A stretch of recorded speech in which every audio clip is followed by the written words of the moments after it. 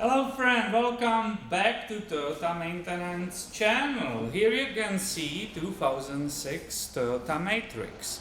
I got it today for initial inspection. I never worked on it before, so I'm going through everything. Now I started lifting it up and looking around on the tires if they are matching and so on, right? If it's correct the size. And I will be checking the inflation also. But this is what I found. And unfortunately, I will say it's a bad news for the owner, because when I start rotating this driver front tire, and they look very new, right? Very deep fret. Look at what I have found.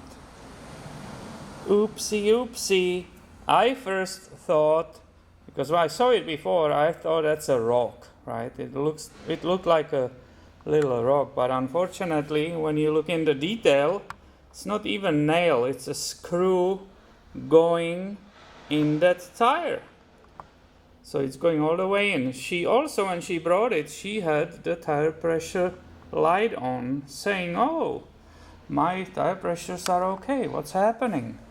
And we saw, right, she doesn't have sensors. This is measured differently from the size of the tire, but here is the nail, and that will kind of explain why the light was on.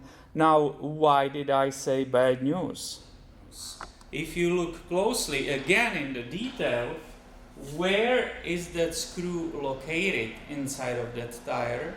The problem here is it's too close to the edge of that entire tire. I forgot exactly, I'm not working in the tire shop, but to the certain length from this edge, it will be not repaired. The tire shop will refuse to repair it. They will say it's closer than an inch to the edge, to the wall, right? And we are not going to repair it. So I'm saying bad news. I don't know who installed those tires, what kind of warranty this owner has. Maybe they purchased plan which covers entire tire no matter what, and they will get new one, but I'm afraid this is bad news, right? It will be not replaced, and the person will need to replace the whole tire, despite the fact it's almost brand new.